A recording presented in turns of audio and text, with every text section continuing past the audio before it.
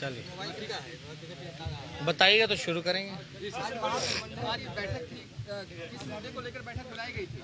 आज महागठबंधन की बैठक हुई जिसमें राष्ट्रीय Janata Dal, Congress party, CPI, CPM, CPI-ML, जो महागठबंधन की सभी पार्टियां के सभी नेता यहां जुटे थे और हम लोगों का बैठक साझा कार्यक्रम को लेकर के जो देश भर में व्यापक किसान आंदोलन जो चल रहा है, 3 जो कृषि बिल जो आए हैं उसके विरोध में, इसको लेकर के हम लोगों का कार्यक्रम जो रहेगा वो इस आंदोलन को मजबूत हम लोग कैसे करेंगे, क्योंकि सबको पता है कि किसान विरोधी जो कानून जो लाया गया है इसके लिए हम लोग पहले से ही किसानों के साथ खड़े हैं, मजबूती के साथ। और आप सब लोग जानते हैं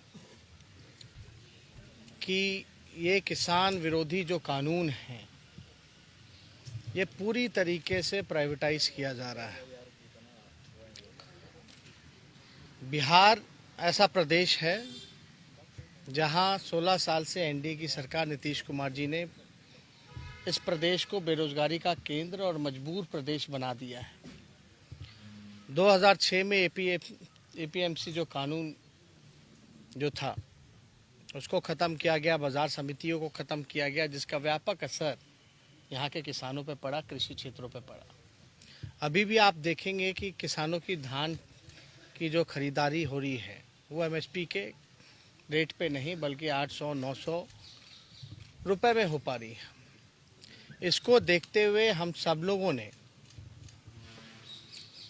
ये फैसला किया है कि आने वाले जो शहादत दिवस 30 जनवरी को महागठबंधन के सभी पार्टियां जो हैं ह्यूमन चैन बनाने का काम करेगी,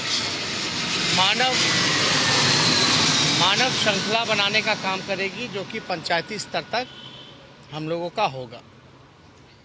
और मौजूदा सरकार जो है,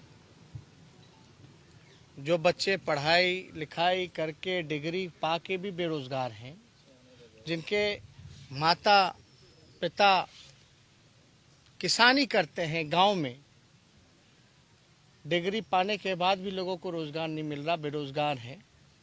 और जो गांव देहात को भी जो लोग रहने वाले हैं, कृषि करने वाले लोग हैं, उनको भी ये लोग बेरोज़गार बनाने का काम कर रहे हैं।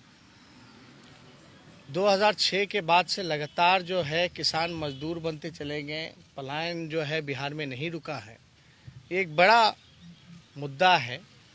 इसको देखते हुए हम लोगों का समय समय पर उठना बैठना होता है, आगे का क्या कार्यक्रम रहेगा। एक तो ये एक बड़ा इशू था। दूसरा एक सबसे बड़ा महत्वपूर्ण इशू ये है, आप लोगों की जानकारी में होगा, कल हम विधानसभा के अध्यक्ष महोदय से भी मिलने गए थे, स्पीकर साहब से भी मिलने गए थे। उन्होंने बुलाया था, उनको बात करनी थी। ये बात करनी थी कि आने वाला जो विधानसभा जो बजट सेशन जो होगा, जो बजट सत्र जो होगा, उसको पहले किया जाए और छोटे में ही 3-4 दिनों में ही निपटा दिया जाए। आप लोगों को ध्यान दिलाएं, ये लोकतंत्र का मंदिर है जहां जनप्रतिनिधि जनता की जन समस्याओं को उठाने का काम करते हैं, जहां से निदान होता है। हम लोग लगातार पहले से कहते रहे हैं कि मौजूदा सरकार जो है लोकतंत्र पे खतरा है। और अभी भी अगर आप देखें तो 1 साल में केवल मात्र 4 दिन ही विधानसभा चला है। क्यों चला 4 दिन? और आने वाला जो मार्च में जो हमारा जो सेशन होना होता है, जो 1.5 महीने का होता है, उसको 3-4 दिन में ही क्यों निपटाने की बात की जा रही है? कई नए विधायक चुनकर के आए हैं, उनको सीखने का भी मौका मिलता।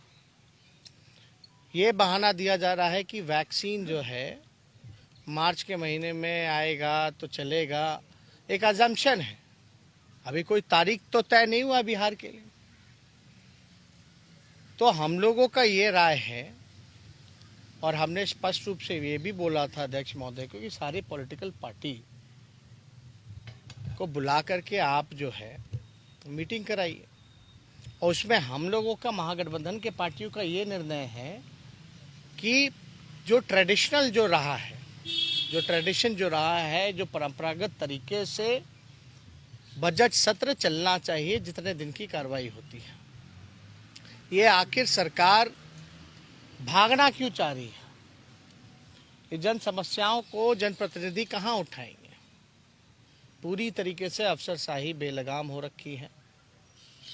और एक विधानसभा सत्र ऐसा चलता है जब अधिकारियों पर दबाव रहता है और सभी विधानसभा क्षेत्रों के जितने जनप्रतिनिधि हैं सब अपने सवाल उठा सकते हैं। तो जो मौजूदा सरकार है, इनके पास कोई जवाब नहीं है सवालों का। आप बताइए, बेरोजगारी के इशू पे, किसान के इशू पर, भ्रष्टाचार के इशू पर, लॉ एंड ऑर्डर के सवाल पर, विकास के सवाल पर, सरकारी योजनाओं के सवाल पर कहाँ हम लोग सवाल पूछेंगे? तो हमने उनको स्पष्ट रूप से राय दिया है कि जो परंपरागत तरीके से जो चलता रहा है, हमको तो ये समझ में नहीं आ रहा कि वैक्सीन में एमएलए क्या करेगा। और जब सत्र चल रहा हो तो सत्र में तो और दबाव होगा अधिकारियों पर, सही फीडबैक मिलेगा, जनप्रतिनिधि सदन में जानकारी प्राप्त कर सकते हैं सरकार द्वारा कि भाई उनके क्षेत्र में कितने टीका लगे हैं, कितने टीका नहीं लगे हैं, कितने बकाया हैं, ढंग से लग रहे हैं कि नहीं लग रहे हैं। तो ये तो और भी अच्छा है अगर सत्र चले तो। और अब स्कूल कॉलेज सब खुल गया, सारी चीज़ें, काम धंधा सब वापस ट्रैक पे है। आप उस दौर में जब सबसे बड़ी समस्या हम लोगों के सामने आई हुई है, तब आप चाहते हो कि विधानसभा ना चले। तो हम लोगों का निर्णय, अगर सरकार इसी तरीके से भागती रहेगी तो हम लोगों को एक कदम उठाना पड़ेगा।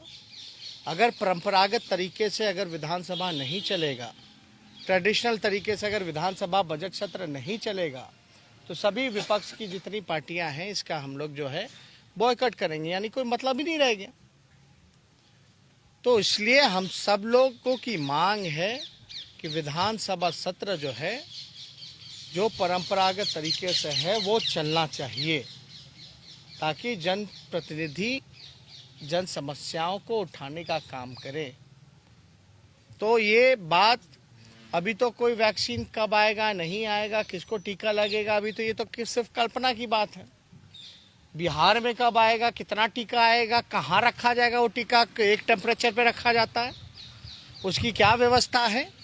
तो विधानसभा चलेगा तब तो लोगों को जानकारी होगी, वरना सरकार का तो कोई हिसाब किताब है नहीं।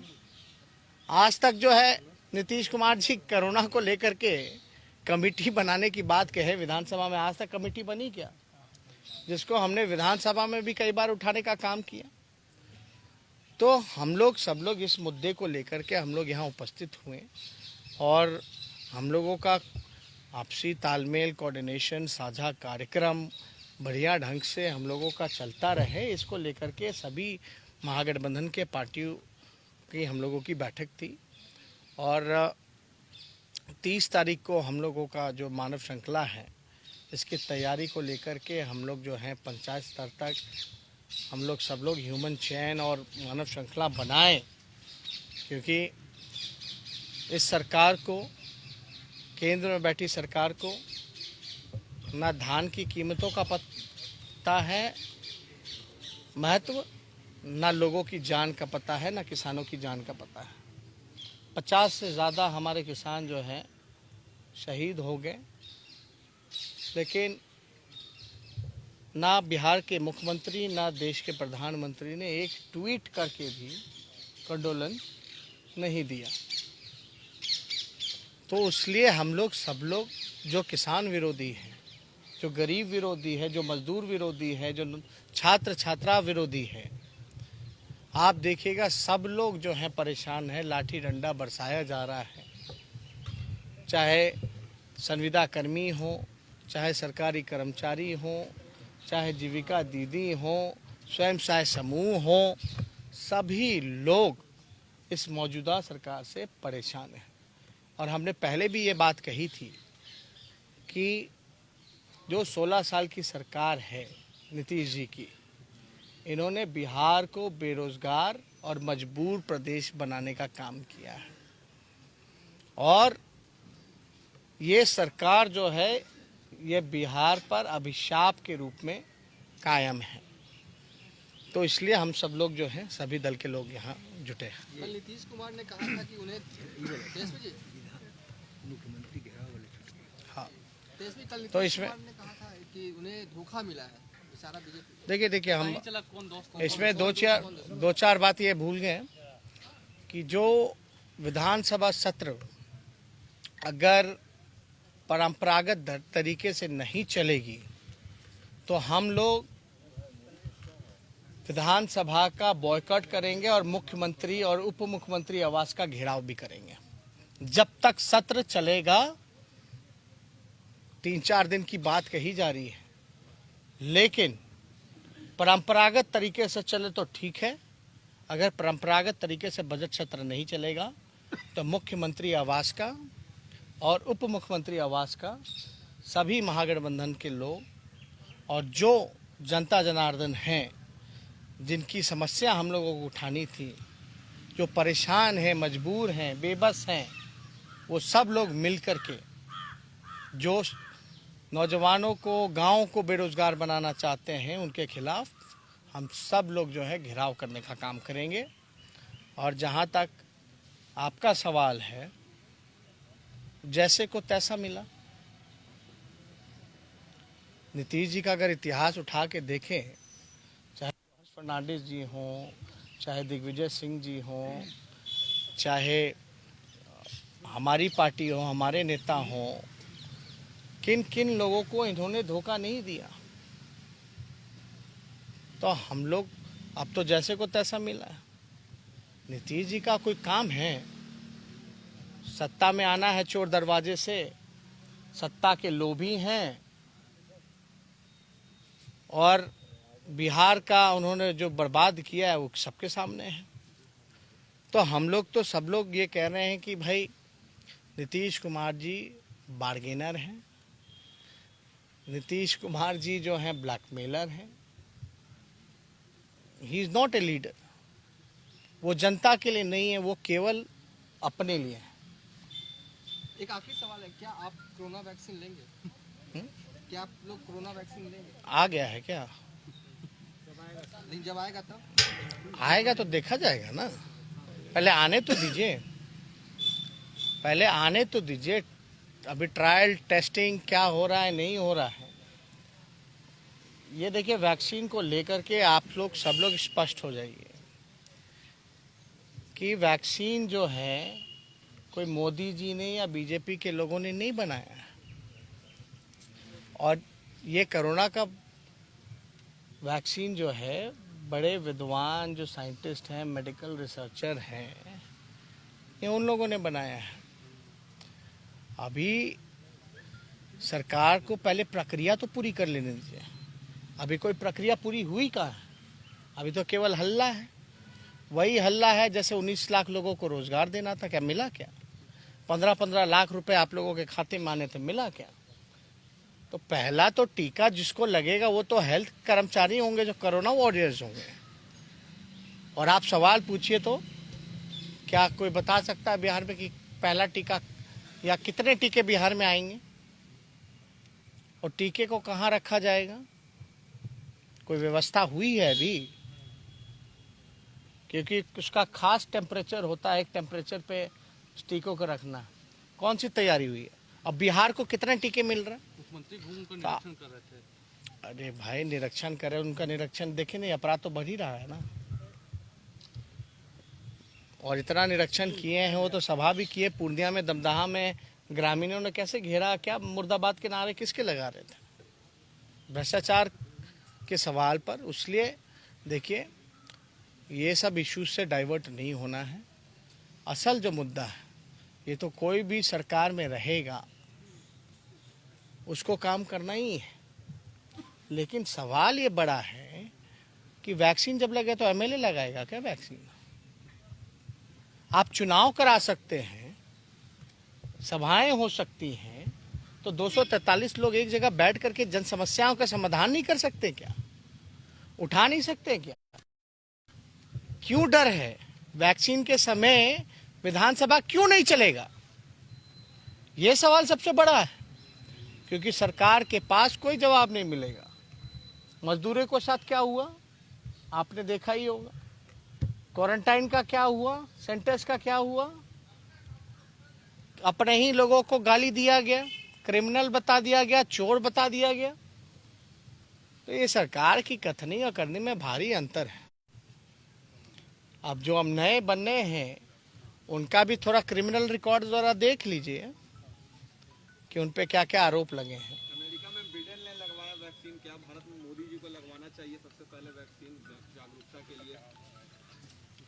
अब देखिए किसको क्या लगाना चाहिए, हम तो चाहेंगे कि सब स्वस्थ रहें।